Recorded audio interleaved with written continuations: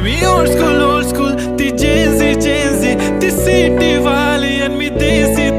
तरी इगो तिला जरा भी नाही मनामध्ये खराबी नाही पॅपराझी तिच्या मागे डेली क्रेझी तरी why so shy सुंदरी तुझं नाव काय आहे तुझं गाव काय आहे ग अरे सुंदरी तुझं नाव काय आहे तुझं गाव काय आहे ग अरे सुंदरी तुझं नाव काय आहे तुझं गाव काय आहे ग